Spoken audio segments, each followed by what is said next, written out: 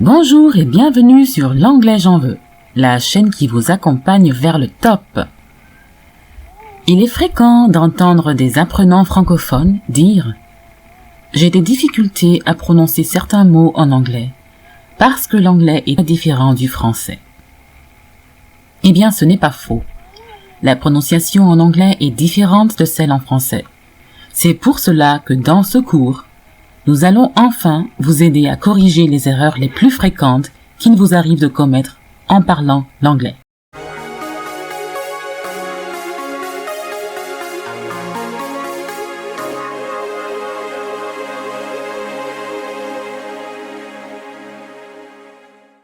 Le son « h ».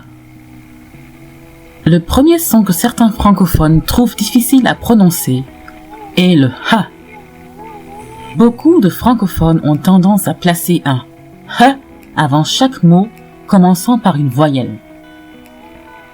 Voici un exemple très connu. Les francophones auront tendance à dire « I'm fine » au lieu de « I'm fine ».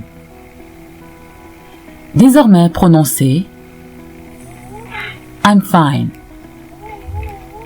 Et ne dites plus « I'm fine ». Bon nombre de francophones ont également tendance à ne pas prononcer le H en début de mot. Par exemple, parmi les erreurs les plus connues, prononcez hand au lieu de and.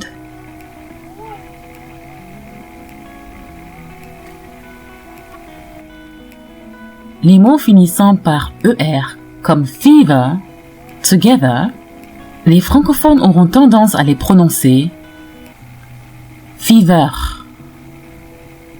together, en insistant sur le ER à la fin, et surtout le R. Plutôt, prononcez désormais ces mots ainsi: fever, together, fever, together.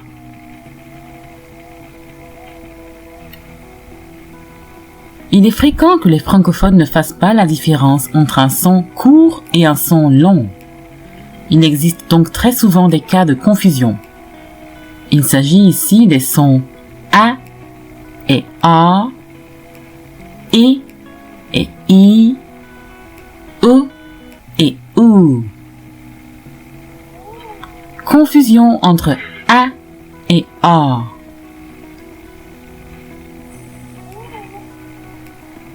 Prononcez shampoo au lieu de shampoo.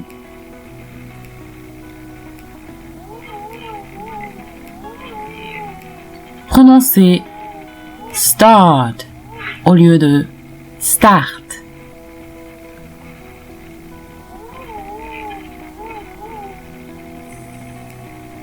Prononcez fish au lieu de fish.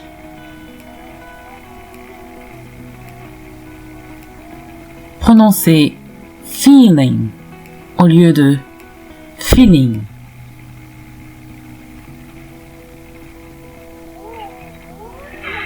Prononcez I live in New York au lieu de I live in New York.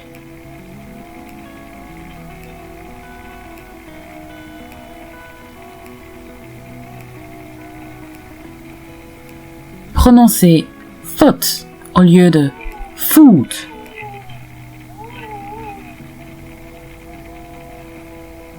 Prononcez shoot au lieu de shoot.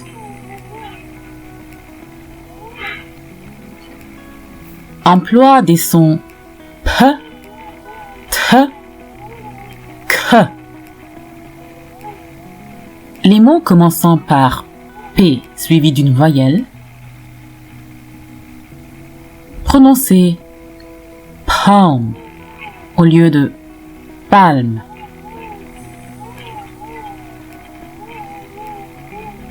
Prononcez tense au lieu de tense.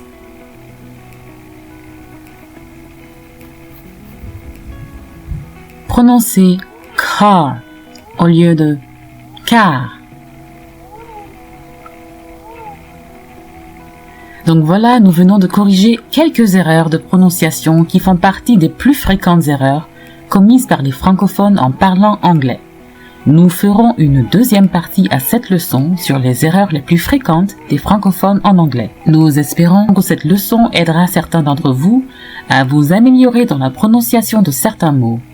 En corrigeant ces problèmes, vous allez pouvoir mieux vous faire comprendre de vos interlocuteurs anglophones et enfin, vous aurez encore plus d'assurance en parlant anglais. Et voilà, ce sera tout pour aujourd'hui. Je vous remercie d'avoir regardé cette vidéo. En attendant, sachez que vous pouvez nous rejoindre sur Facebook et sur Instagram. Et si vous ne l'avez pas déjà fait, abonnez-vous à notre chaîne YouTube exceptionnelle. À très bientôt pour une nouvelle vidéo.